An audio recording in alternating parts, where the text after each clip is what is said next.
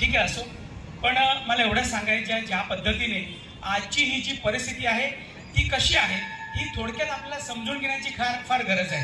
ज्या पद्धतीने आपण आपल्या या गुंदोली परिसरामध्ये आहोत, आपल्याला काहीच कळत नाही, कारण की आपण सगळे एकत्र आहोत, आपले हिंदू आहोत, आपल्याला काहीच माहित नाही आहे या गोष्टीची की कुठे काय चाललंय।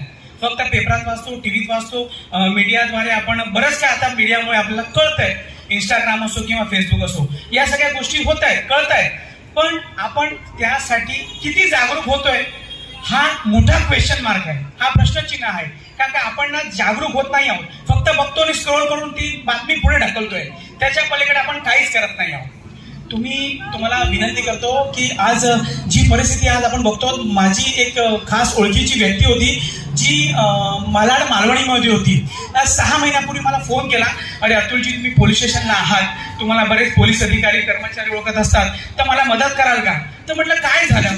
तर ते म्हणतात माझ्या आजूबाजूला सगळे मुस्लिम लोक आहेत ना, मला अत्याचार करतायत, दिवस रात्र मला शिवीगाळ करतायत। म्हटलं बघा आता कायदा ज्या पद्धतीने आहे त्या पद्धतीने तुम्ही पोलिसांना जाऊ शकता, तुम्ही न्याय मागू शकता, नाही झालं तर त्यांचे वरिष्ठ आहे, तुम्ही त्यांच्याकडे न्याय मागा। असं करता करता त्या बाईला मी पोलीस स्टेशनला, आमचे भालेराव साहेब होते, भालेराव साहेबांना मी फोन केला, कारण काय भालेराव साहेब अंधेरी करून गेले होते। मग भालेराव साहेबांशी बोललो तर भालेराव साहेब बोलले ठीक आहे तिला पाठव। मग त्या पद्धतीने तिला बोलवल्यानंतर भालेराव साहेबांनी त्या स्पॉटला जाऊन त्या माणसाला विचारलं की बाबा तुला काय त्रास आहे? तर नंतर एकाला विचारलं गेलं तर 10 जण एकत्र आले, नाही इधर रहने का नहीं, एक झगडा करते बाई, ऐसा करते, म्हणजे असं करून त्या बाईला तिथून काढायचं होतं, त्याला तिथे ठेवायचंच नव्हतं, कारण तो परिसर पुन्हा त्यांचा होता।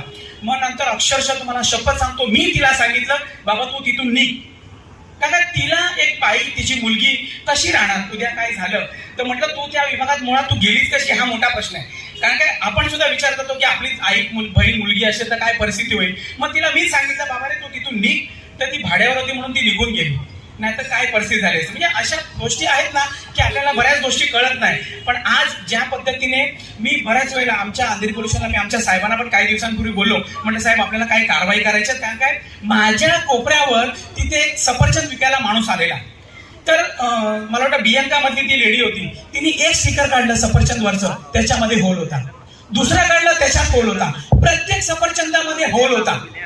तर मी त्याला विचारले क्या है, तो बोलतो नाही हमको जहां से बेचने दिया है वहीं से ऐसा आया है।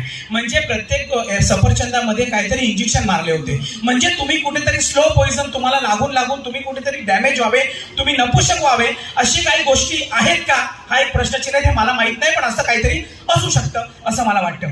ज्या पद्धतीने तुम्हाला खरं सांगतो, इथे आपल्या हा भाजीवाला खालसा आहेत, तिथे तुम्ही बघा जेवढे